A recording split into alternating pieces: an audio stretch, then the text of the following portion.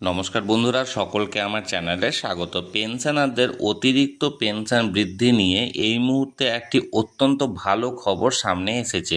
কী সেই খবরে কি বলা হয়েছে এবং পেনশনারদের অতিরিক্ত পেনশন কবে থেকে বৃদ্ধি হতে চলেছে এবং কতটা বৃদ্ধি হতে চলেছে, সেই সকল বিষয়ে আজকের ভিডিওতে বিস্তারিতভাবে আলোচনা করব। ভিডিওটি সকল পেনশনার এবং ফ্যামিলি পেনশনারদের জন্য অত্যন্ত গুরুত্বপূর্ণ, তাই প্রথম থেকে শেষ পর্যন্ত অবশ্যই ধৈর্য সহকারে দেখবেন এবং ভালো লেগে থাকলে অবশ্যই একটি লাইক করবেন এবং সকলের সঙ্গে শেয়ার করবেন। আর সেই সাথে এই চ্যানেলে যদি প্রথমবার হয়ে থাকেন এই রকমের ইনফরমেটিভ ভিডিও আরও দেখার জন্য যারা এখনও পর্যন্ত এই চ্যানেলটিকে সাবস্ক্রাইব করেননি তারা অবশ্যই চ্যানেলটিকে সাবস্ক্রাইব করে নিতে ভুলবেন না। তাহলে চলুন আমরা বিস্তারিত জেনে নিই। দেখুন, এই অর্ডারটি জারি করা হয়েছে government of India, ministry of labour and এমপ্লয়মেন্টের তরফ থেকে। রাজ্যসভা আনস্টেয়ার কোশ্চেন নাম্বার 4427, অর্থাৎ রাজ্যসভাতে যে 4427 নম্বর কোশ্চেন ছিল সেই কোশ্চেনের সাপেক্ষে এখানে গভর্নমেন্ট অফ ইন্ডিয়ার তরফ থেকে অর্ডারটি জারি করা হয়েছে। এখানে কি বলা হয়েছে দেখুন, পেনশন টু ইপিএফও এমপ্লয়িজ, অর্থাৎ ইপিএফও অর্থাৎ এমপ্লয়িজ প্রভিডেন্ট ফান্ড অর্গানাইজেশন এমপ্লয়ীদের যে পেনশন, এই পেনশন সংক্রান্ত কি বলা হয়েছে দেখুন। এখানে 4427 যে ডাক্তার জন বাত্রা এই কোশ্চেনগুলো তুলেছিল। কি কোশ্চেন ছিল আগে প্রথমত জেনে নিই, তারপরে আমরা জানবো কি অ্যান্সার দেওয়া হয়েছে সেই ব্যাপারে। দেখুন, will the minister of labour and employment be please to state, অর্থাৎ লেবার অ্যান্ড এমপ্লয়মেন্ট মিনিস্টারের তরফ থেকে কি এটা উল্লেখ করা হবে। কি উল্লেখ করা হবে দেখুন, number A, whether employees and pensioner of the employees provident fund organization come under the ambit of the employees pension scheme EPS, অর্থাৎ এখানে কি যে সমস্ত এমপ্লয়ি আছেন এবং পেনশনাররা আছেন যারা ইপিএফও অর্থাৎ এমপ্লয়িজ প্রভিডেন্ট ফান্ড অর্গানাইজেশনের আন্ডারে আছেন, তারা কি ambit of the employees pension scheme অর্থাৎ ইপিএস এর স্কিমের যে অ্যাম্বিট সেখানে কি এন্ট্রি তারা পাচ্ছেন। নাম্বার বি দেখুন, if so the details thereof, যদি সেটা হয়ে থাকে অর্থাৎ তাদেরকে যদি এন্ট্রি করানো হয় তাহলে তার এখানে ডিটেলস দিতে বলা হয়েছে। নাম্বার সি দেখুন, if not the reason thereof, যদি তাদেরকে এন্ট্রি না করা হয় তাহলে কেন তাদেরকে এন্ট্রি করানো হয়নি তার এখানে কারণ উল্লেখ করতে বলা হয়েছে।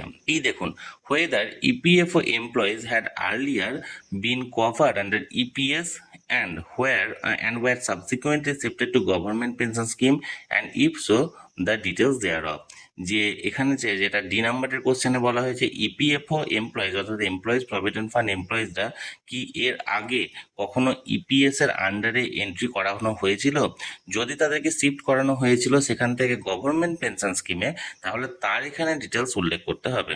নাম্বার ই দেখুন, the average monthly pension received by retired EPFO employees during the last 1 year, অর্থাৎ গত 1 বছরে যে ইপিএফও এমপ্লয়িজের তরফ থেকে অ্যাভারেজ যে অ্যাভারেজ পেনশনটি সেটি কত এখানে তোলা হয়েছিল, অর্থাৎ একটা গড় পেনশন কত তোলা হয়েছিল এবং সেটা উল্লেখ করতে হবে। এফ দেখুন, the average annual pension paid to EPFO pensioner during that period, এবং ওই সময়ে যে ইপিএফও পেনশনাররা ছিলেন, এমপ্লয়িজ প্রভিডেন্ট ফান্ড অর্গানাইজেশনের পেনশনাররা ছিলেন, তাদেরকে অ্যাভারেজ কত বার্ষিক পেনশন প্রদান করা হয়েছিল। নাম্বার জি দেখুন, the quantum of pension and other retirement benefit disburse to EPFO employees during that period, অর্থাৎ সেই ইপিএফও এমপ্লয়িজদেরকে যে কোয়ান্টাম অর্থাৎ কোয়ার্টারলি কত টাকা রিটায়ারমেন্ট বেনিফিট দেওয়া হয়েছিল এবং সেই পিরিয়ডে কি দেওয়া হয়েছিল সেটা উল্লেখ করতে হবে। তাহলে এই ছিল প্রশ্ন, অর্থাৎ A B C D E F G, অর্থাৎ মোট 7টি প্রশ্ন এখানে করা হয়েছিল। দেখুন এবার উত্তরগুলো কি দেওয়া হয়েছে। Minister of state and labour and employment, অর্থাৎ স্টেট অ্যান্ড লেবার এমপ্লয়মেন্টের মিনিস্টারের তরফ থেকে কি উত্তর দেওয়া হয়েছে। প্রথমে এ টু ডি, অর্থাৎ এ থেকে ডি এই 4টি প্রশ্নের একটা উত্তর দেওয়া হয়েছে। 4টি প্রশ্ন, আগে প্রশ্নগুলো কি ছিল আশা করি মনে আছে। দেখুন এখানে বলা হয়েছিল যে এমপ্লয়িজ অ্যান্ড পেনশনাররা ইপিএফওর আন্ডারে, তাদেরকে কি ইপিএস এর আন্ডারে কনভার্ট করা হয়েছে, যদি হয়ে থাকে তাহলে তার ডিটেলস, যদি না হয়ে থাকে তাহলে কেন হয়নি সেটার ডিটেলস, এবং ইপিএফওর পেনশনগুলোকে এখানে গভর্নমেন্ট পেনশন স্কিমের আন্ডারে যদি এখানে সাবসিকুয়েন্টলি ট্রান্সফার করা হয় বা শিফট করা হয় তাহলে তার মানে এখানে ডিটেলস। এবার এই 4টে প্রশ্নের উত্তরে এখানে বলেছে দেখুন, employees and pensioner of EPFO আর govern by the CCS pension rules 2021, CCS অর্থাৎ implementation of NPS rules 2021 and CCS extraordinary pension rules 2023, অর্থাৎ এই 4টি প্রশ্নের উত্তরে বলা হয়েছে যে employees and pensioner of EPFO যে এমপ্লয়িজরা আছেন এবং পেনশনাররা আছেন তারা সিসিএস 2021 রুলের আন্ডারে তারা আছেন, এবং সিসিএস এনপিএস 2021 এবং সিসিএস 2023 এক্সট্রাঅর্ডিনারি পেনশনের রুলে তারা আছেন। নাম্বার অর্থাৎ 5 নম্বর প্রশ্নের উত্তর এখানে বলেছেন the average monthly pension disbursed per retired EPFO employee during the last 24-25 financial year is ₹37,045। অর্থাৎ এখানে 24-25 অর্থবর্ষে একটা EPFO employee average monthly pension receive করেছে 37,045 টাকা।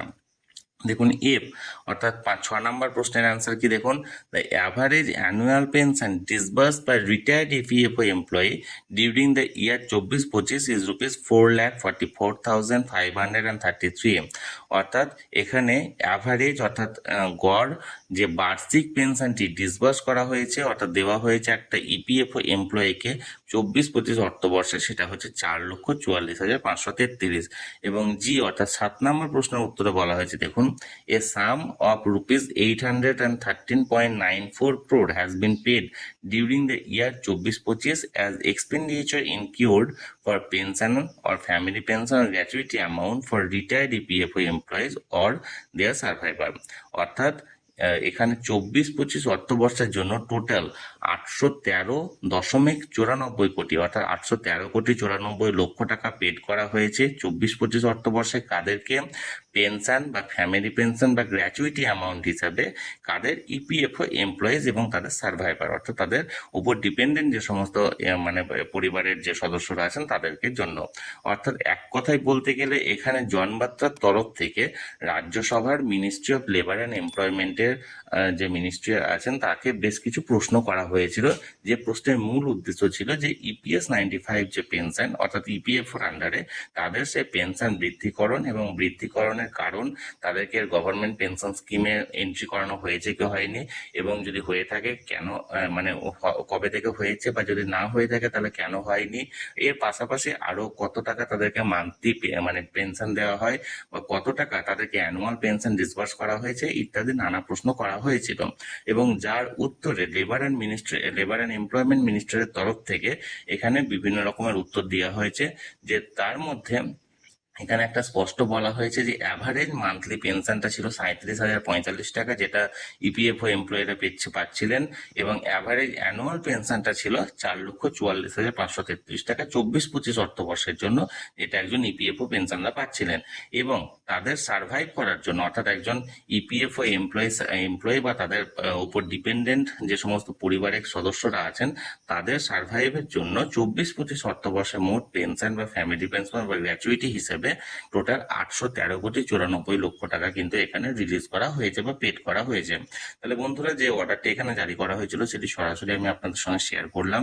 এই ব্যাপারে যদি আপনাদের কোনো প্রশ্ন থাকে অবশ্যই কমেন্ট করবেন, আর ভিডিওটি ভালো লেগে থাকলে অবশ্যই একটি লাইক করবেন এবং সকলের সঙ্গে শেয়ার করবেন।